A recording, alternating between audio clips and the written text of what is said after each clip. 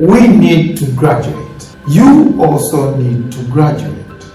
You need to graduate from being a professional accountant or professional lawyer or an engineer or a doctor. You need to graduate as a manager and become a business leader. When you graduate from being a professional lawyer or a professional accountant or a doctor or an engineer into a professional business leader, then now you are ready to add value to the business.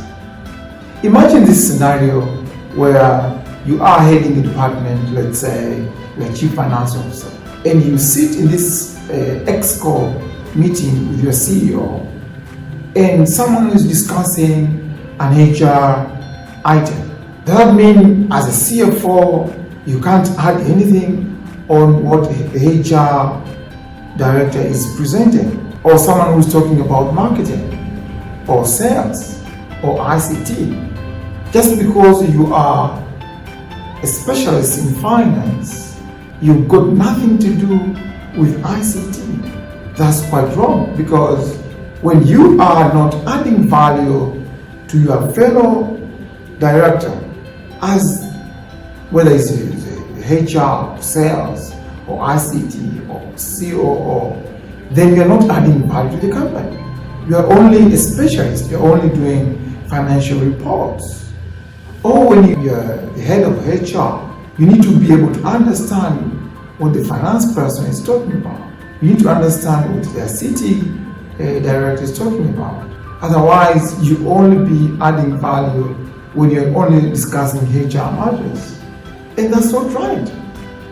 When you sit in this big room in a management meeting, you are expected to bring value to whoever sits in this room. When we talk about HR and you are from finance, you need to be able to understand what they're talking about and you need to be able to add value, whether to question, ask an intelligent question, or add something to what they're talking about. When the marketing person is presenting the ideas, you need to be able to add value, whether you're coming from HR, ICT, finance, legal department, or whatever other department. That's how you add value. That's how you become an all-round business leader. And when you're an all-round business leader, then you're adding value to the whole business. Because otherwise, you can be replaced by anybody who just go to a training, 1 year, 2 years training. They can become a director of finance because they're using the same principles. So for you to be able to really add value to this business, you need to be an all-rounder. Yes, probably as a finance person, you have more knowledge on finance, but some knowledge about marketing, some knowledge about branding, some knowledge about sales, some knowledge about ICT. That way, you're adding value to the business. Then you become a professional business leader. Otherwise, you will be easily replaced. You can be easily replaced if you're only a specialist in your area and you know nothing about what other departments are doing.